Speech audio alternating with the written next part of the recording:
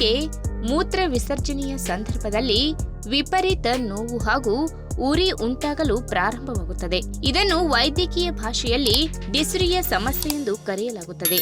ಇನ್ನು ಪುರುಷರಿಗಿಂತ ಮಹಿಳೆಯರಲ್ಲಿ ಈ ಸಮಸ್ಯೆ ಹೆಚ್ಚಾಗಿ ಕಂಡುಬರುತ್ತದೆ. ಈ ಕಾಯಿಲೆಯು ಕಂಡುಬರಲು ಪ್ರಮುಖ ಕಾರಣಗಳ ಬಗ್ಗೆ ಹೇಳುವುದಾದರೆ, ಸರಿಯಾಗಿ ನೀರು ಕುಡಿಯದೇ ಇರುವುದು, ಅತಿಯಾಗಿ ಹುಳಿ ಹಾಗೂ ಮಸಾಲೆಯುಕ್ತ ಪದಾರ್ಥಗಳ ಸೇವನೆ, ಕೆಫಿನ್ ಹಾಗೂ ಕಾರ್ಬೋನೇಟೆಡ್ ಪಾನೀಯಗಳನ್ನ ಅತಿಯಾಗಿ ಸೇವನೆ ಮಾಡುವುದರಿಂದಲೂ ಕೂಡ ಈ ಸಮಸ್ಯೆ ಕಾಣಿಸಿಕೊಳ್ಳುತ್ತದೆ.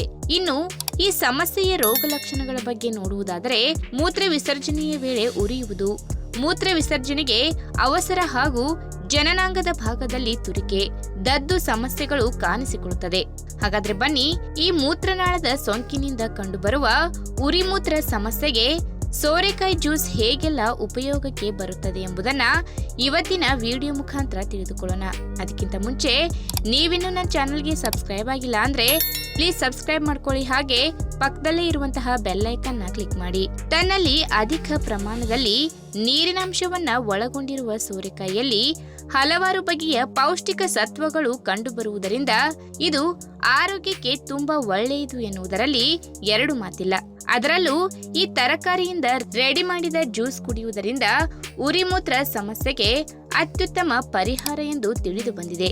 ಇನ್ನು ಪ್ರಮುಖವಾಗಿ ಈ ತರಕಾರಿಯಲ್ಲಿ ಇರುವಂತಹ ಮೂತ್ರವರ್ಧಕ ಗುಣವು ಮೂತ್ರಕೋಶದಲ್ಲಿ ಕಂಡುಬರುವ ಸೋಂಕನ್ನು ತಡೆಯುವುದು ಮತ್ತು ಅದನ್ನು ಶಮನ ಮಾಡುವುದು. ಹೀಗಾಗಿ ಉರಿಮೂತ್ರದ ಸಮಸ್ಯೆಯಿಂದ ಬಳಲುತ್ತಿರುವವರು ಪ್ರತಿದಿನ ಸೋರೆಕಾಯಿ ಬಳಸಿ ಮಾಡಿದ ಜ್ಯೂಸನ್ನ ಕುಡಿಯುವುದರಿಂದ ದೇಹದ ಮೇಲೆ ತಂಪಿನ ಪ್ರಭಾವ ಉಂಟಾಗಿ ಉರಿಮೂತ್ರದ ಸಮಸ್ಯೆ ಪರಿಹಾರವಾಗುತ್ತದೆ. ಇನ್ನು ಸೋರೆಕಾಯಿ ಜ್ಯೂಸ್ ರೆಡಿ ಮಾಡುವ ವಿಧಾನವೆಂದರೆ, ಮೊದಲಿಗೆ ಒಂದು ಮಧ್ಯಮ ಗಾತ್ರದ ಸೋರೆಕಾಯಿಯನ್ನು ಚೆನ್ನಾಗಿ ತೊಳೆದು ಮೇಲ್ಭಾಗದ ಸಿಪ್ಪೆಯನ್ನ ಸುಲಿದುಕೊಳ್ಳಿ. ಆ ಬಳಿಕ ಇದನ್ನು ಸಣ್ಣ ಸಣ್ಣ ಹೋಳುಗಳನ್ನಾಗಿ ಕತ್ತರಿಸಿಕೊಂಡು ಮಿಕ್ಸಿಯ ಜಾರ್ಗೆ ಹಾಕಿ 1 ಲೋಟ ನೀರನ್ನು ಸೇರಿಸಿ ರುಚಿಗೆ ತಕ್ಕಷ್ಟು ಉಪ್ಪು ಬೆರೆಸಿ ಚೆನ್ನಾಗಿ ರುಬ್ಬಿ ಜ್ಯೂಸ್ ರೀತಿ ಮಾಡಿಕೊಳ್ಳಿ. ಇನ್ನು ರುಚಿಗೆ 1 ಚಮಚದಷ್ಟು ನಿಂಬೆ ರಸವನ್ನು ಈ ಜ್ಯೂಸ್ಗೆ ಬೆರೆಸಿ ಬೆಳಗಿನ ಸಮಯದಲ್ಲಿ ಖಾಲಿ ಹೊಟ್ಟೆಯಲ್ಲಿ ಈ ಜ್ಯೂಸನ್ನ ಕುಡಿಯುವುದರಿಂದ ಮೂತ್ರನಾಳದ ಸೋಂಕು ದಿನ ಹೋದ ಹಾಗೆ ಕಡಿಮೆಯಾಗುತ್ತಾ ಬರುತ್ತದೆ. ಇನ್ನಷ್ಟು ಕೆಲವು ಸಲಹೆಗಳೆಂದರೆ, ಸರಿಯಾಗಿ ನೀರು ಕುಡಿಯುವ ಅಭ್ಯಾಸ ಮಾಡಿಕೊಳ್ಳಬೇಕು.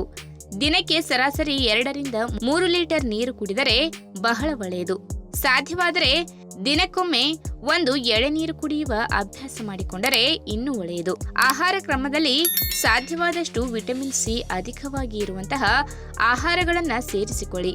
ಉದಾಹರಣೆಗೆ ಹೇಳುವುದಾದರೆ, ಮುಖ್ಯವಾಗಿ ಕಿತ್ತಳೆ, ನಿಂಬೆ ರಸ, ಪೇರಳೆ, ಸ್ಟ್ರಾಬೆರಿ ಹಣ್ಣು, ತರಕಾರಿಗಳಾದ ಬ್ರೋಕೊಲಿ, ಕೇಲ್, ದೊಣ್ಣೆ ಮೆಣಸನ್ನ ಹೆಚ್ಚಾಗಿ ಸೇವನೆ ಮಾಡುವ ಅಭ್ಯಾಸ ಮಾಡಿಕೊಳ್ಳಿ. ಜೊತೆಗೆ ಕೆಫಿನ್ ಅಂಶ ಹೆಚ್ಚಿರುವ ಕಾಫಿ, ಬುರುಗು ಬರುವ ಪಾನೀಯಗಳು ಅಂದರೆ ಕಾರ್ಬೋನೇಟೆಡ್ ಪಾನೀಯಗಳು, ಕೃತಕ ಸಿಹಿ, ಚಾಕೊಲೇಟ್, ಮಸಾಲೆಯುಕ್ತ ಬೇಸಿಗೆ ಕಾಲದಲ್ಲಿ ಕೆಲವು ಆಹಾರ ಪದಾರ್ಥಗಳನ್ನು ತ್ಯಜಿಸುವುದು ಉತ್ತಮ. ಏಕೆಂದರೆ ಚಳಿಗಾಲದ ವಾತಾವರಣಕ್ಕೂ ಬೇಸಿಗೆ ಕಾಲದ ವಾತಾವರಣಕ್ಕೂ ಅಜಗಜಾಂತರ ವ್ಯತ್ಯಾಸಗಳಿವೆ. ಯಾವ ಋತುಮಾನದಲ್ಲಿ ಎಷ್ಟು ಮತ್ತು ಯಾವ ರೀತಿಯ ಆಹಾರಗಳನ್ನು ಸೇವನೆ ಮಾಡಬೇಕು ಎಂದು ಆಯುರ್ವೇದವು ಸ್ಪಷ್ಟವಾಗಿ ತಿಳಿಸುತ್ತದೆ. ಹಣ್ಣು ಮತ್ತು ತರಕಾರಿಗಳನ್ನು ಉಷ್ಣ ಮತ್ತು ತಂಪು ಆಹಾರಗಳೆಂದು ವರ್ಗೀಕರಿಸಲಾಗುತ್ತದೆ.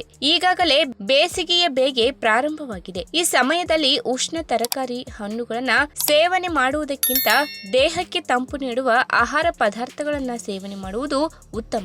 ಇದರಿಂದ ನಿಮ್ಮ ದೇಹವು ಸಮತೋಲನವನ್ನ ಕಾಪಾಡಿಕೊಳ್ಳುತ್ತದೆ. ಮೂಲವ್ಯಾಧಿ, ದೇಹದಲ್ಲಿ ಉಷ್ಣತೆಯ ಸಮಸ್ಯೆ ನೀವು ಅನುಭವಿಸುವುದಿಲ್ಲ. ಹಾಗಾದ್ರೆ ಬೇಸಿಗೆಯ ಕಾಲದಲ್ಲಿ ಎಂತಹ ಆಹಾರವನ್ನ ಸೇವನೆ ಮಾಡಬೇಕು ಎಂಬುದನ್ನ ಇವತ್ತಿನ ವಿಡಿಯೋ ಮುಖಾಂತರ ತಿಳಿದುಕೊಳ್ಳೋಣ. ಅದಕ್ಕಿಂತ ಮುಂಚೆ ನೀವಿನ್ನು ನನ್ನ ಚಾನಲ್ಗೆ ಸಬ್ಸ್ಕ್ರೈಬ್ ಆಗಿಲ್ಲ ಅಂದ್ರೆ ಪ್ಲೀಸ್ ಸಬ್ಸ್ಕ್ರೈಬ್ ಮಾಡ್ಕೊಳ್ಳಿ, ಹಾಗೆ ಪಕ್ಕದಲ್ಲೇ ಇರುವಂತಹ ಬೆಲ್ ಐಕಾನ್ ನ ಕ್ಲಿಕ್ ಮಾಡಿ. ಸಾಮಾನ್ಯವಾಗಿ ಸೌತೆಕಾಯಿಗಳು ಬೇಸಿಗೆ ಕಾಲದಲ್ಲಿ ಅತಿ ಹೆಚ್ಚಾಗಿ ಸೇವನೆ ಮಾಡಲಾಗುತ್ತದೆ.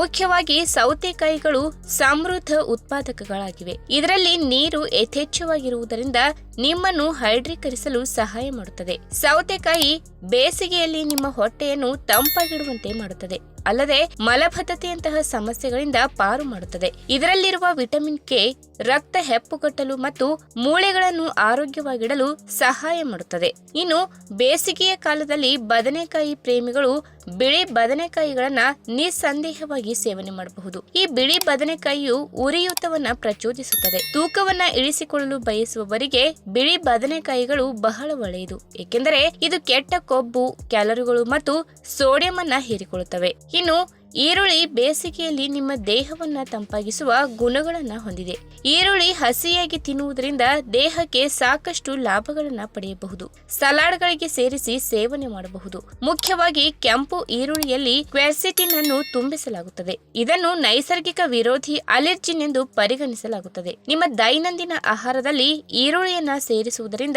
ಸೂರ್ಯನ ಹಾನಿಯಿಂದ ನಿಮ್ಮನ್ನು ರಕ್ಷಿಸಲು ಸಹಾಯ ಮಾಡುತ್ತದೆ. ಇನ್ನು ಬೇಸಿಗೆಯ ಸಮಯದಲ್ಲಿ ಕುರುಕುಲು ತಿಂಡಿಗಳನ್ನ ಸಂಜೆಯ ಸಮಯದಲ್ಲಿ ತಿನ್ನುವುದರ ಬದಲಿಗೆ ತಾಜಾ ಜೋಳ ಸೇವನೆ ಮಾಡಿ. ಇದೊಂದು ರುಚಿಕರವಾದುದೇ ಅಲ್ಲ, ಪಿಷ್ಟದಿಂದ ಸಮೃದ್ಧವಾಗಿದೆ. ಜೋಳಗಳು ನಿಮ್ಮ ಕಣ್ಣಿನ ಆರೋಗ್ಯಕ್ಕೆ ಸಹಾಯಕವಾಗಿದೆ. ಇದರಲ್ಲಿ ಲುಟಿನ್ ಮತ್ತು ಜಿಕಾಕ್ಸಂಥಿನ್ ಅನ್ನ ದೇಹಕ್ಕೆ ಒದಗಿಸಲು ಸಹಾಯ ಮಾಡುತ್ತದೆ. ಆಂಟಿ ಆಕ್ಸಿಡೆಂಟ್ಗಳು ವಯಸ್ಸಿಗೆ ಸಂಬಂಧಿಸಿದ ಮ್ಯಾಕ್ಯುಲರ್ ಡಿಜೆನರೇಷನ್ ಅನ್ನು ಅಭಿವೃದ್ಧಿಪಡಿಸುವ ಅಪಾಯವನ್ನು ಕಡಿಮೆ ಮಾಡುತ್ತದೆ. ಜೋಳವನ್ನು ನಿಯಮಿತವಾಗಿ ಬೇಸಿಗೆಯ ಕಾಲದಲ್ಲಿ ಸೇವನೆ ಮಾಡಬಹುದು. ಇನ್ನು ಹಸಿರು ಎಲೆಗಳು ವರ್ಷವಿಡೀ ದೊರೆಯುತ್ತವೆ. ಇದರ ಆರೋಗ್ಯ ಪ್ರಯೋಜನಗಳ ಬಗ್ಗೆ ನಿಮಗೆ ತಿಳಿದೇ ಇದೆ. ಹಸಿರು ಎಲೆಗಳ ತರಕಾರಿಗಳು ಹೆಚ್ಚಿನ ಪ್ರಮಾಣದ ನೀರಿನ ಅಂಶವನ್ನು ಹೊಂದಿರುವುದರಿಂದ ಅವುಗಳನ್ನು ನಿಮ್ಮ ದೈನಂದಿನ ಆಹಾರದಲ್ಲಿ ಸೇರಿಸುವುದು ಬಹಳ ಒಳ್ಳೆಯದು. ಹಸಿರು ಎಲೆಗಳನ್ನ ನೀವು ಬೇಯಿಸದೆ ಸೇವನೆ ಮಾಡಬಹುದು. ಇದರಲ್ಲಿನ ಪೋಷಕಾಂಶಗಳು ದೊರೆಯುವುದಲ್ಲದೆ ತೂಕ ನಷ್ಟಕ್ಕೆ ಕಾರಣವಾಗುತ್ತದೆ. ಇನ್ನು ಬೀನ್ಸ್ ಬೇಸಿಗೆಯ ಕಾಲದಲ್ಲಿ ಸೇವನೆ ಮಾಡಲು ಸೂಕ್ತವಾದ ತರಕಾರಿಯಾಗಿದೆ. ಇದು ತಂಪು ಗುಣಗಳನ್ನ ಹೊಂದಿರುವುದಲ್ಲದೆ ಇದರಲ್ಲಿರುವ ಪ್ರೋಟೀನ್ ಒಂದು ಪ್ರಮುಖವಾದ ಪೋಷಕಾಂಶವಾಗಿದ್ದು